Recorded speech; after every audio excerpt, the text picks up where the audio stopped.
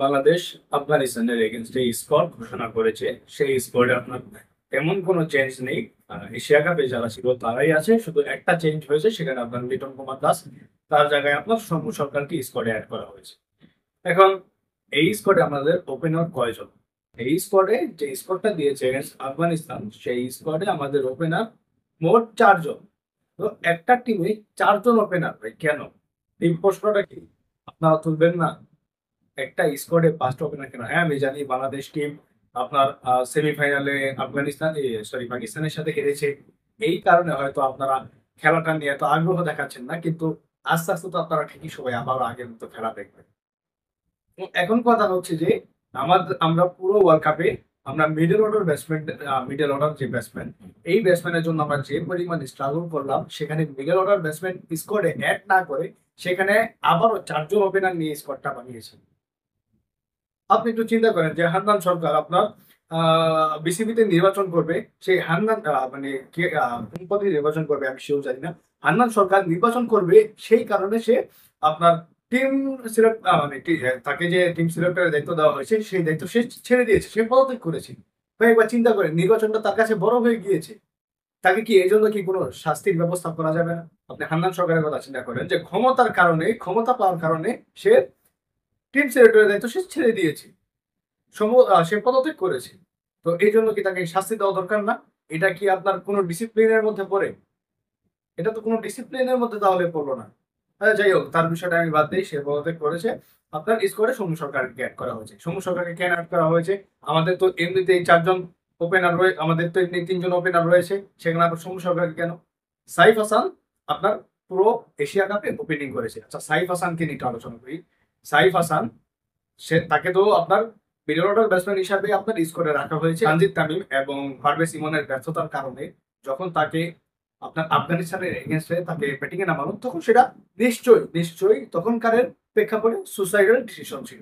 সেই ম্যাচে আমরা দেখতে পেয়েছি যে সাইফ হাসান কি পরিমাণ স্ট্রাগল করেছে। তারপর 2টা ম্যাচ তো সে দেখিয়ে দিয়েছে সে কোন প্লেয়ার।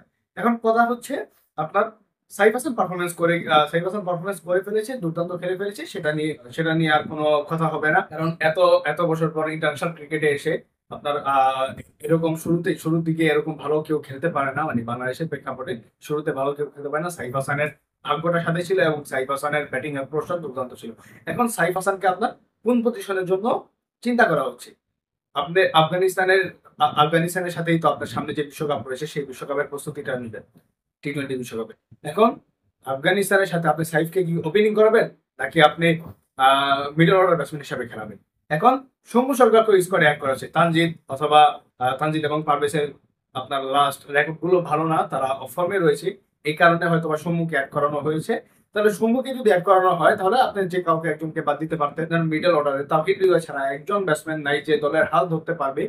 আপনি টিমটাকে এমন ভাবে সাজিয়েছেন, সেটা আবারও সেই আগের মতো, আগের নির্বাচক যারা ছিল তারা যেভাবে সাজিয়েছে, আপনারা ঠিক একই কাজ করছেন। আপনারা কি টিমটার দিকে নজর দিচ্ছেন নির্বাচনের কারণে?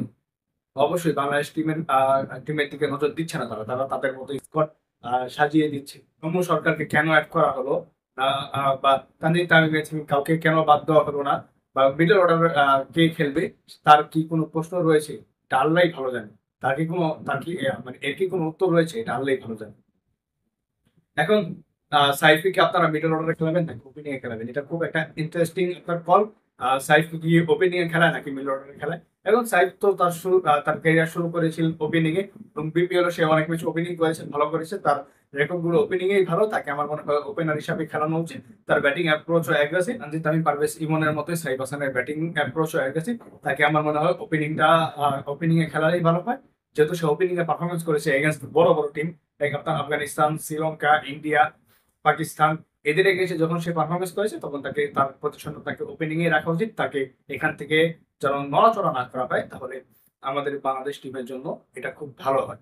যাই হোক, এই হচ্ছে বাংলাদেশ টিমের স্কোয়াডটা নিয়ে আলোচনা, যে একটা দুর্বল একটা স্কোয়াড, সে আগের মতো দুর্বল স্কোয়াড তারা সাজিয়েছে। সেখানে আপনার মিডল অর্ডারে সাব্বির থাকতে পারতেন, আরো অনেক প্লেয়ারই থাকতে পারতেন, তাদের কাউকে রাখা হয়নি। ইয়াসির আলী ছিলেন, যারা লাস্ট ইয়াসির আলী, মাহিদুল ইসলাম অঙ্কন, সাব্বির রহমান, এই যে যে 3টা প্লেয়ার ছিল, এই 3টা প্লেয়ারের যে কাউকেই তারা স্কোয়াডে রাখতে পারতো, কিন্তু বাংলাদেশ টিম সিলেক্টররা তাদের মতো সবকিছু করছে। এইভাবে যদি চলতে থাকে বাংলাদেশ ক্রিকেট কোনোদিন উন্নত হবে না, এবং আপনার ব্যাকআপ প্ল্যান রাখতে হবে। তাওহিদ হৃদয়ের ব্যাকআপকে, তাওহিদ হৃদয়ের সাথে কে খেলবে? একজন আপনার শামীম, জাকির, এই দুজনের থেকে আপনি তো যে কোনো একজনকে বাদ দিয়ে আপনি মিডল অর্ডার আপনার একজন ব্যাটসম্যান বাড়াবেন। সেগুলো যদি না হয় বাংলাদেশ ক্রিকেটে, তাহলে কোনোদিন বাংলাদেশ ক্রিকেট উন্নত হবে না। এবং 3টে উইকেট পড়ে যাওয়ার পর, 3-4টে উইকেট পড়ে যাওয়ার পরে ডাইরেক্ট আমাদের লোয়ার অর্ডার চলে আসে ব্যাটিং এ।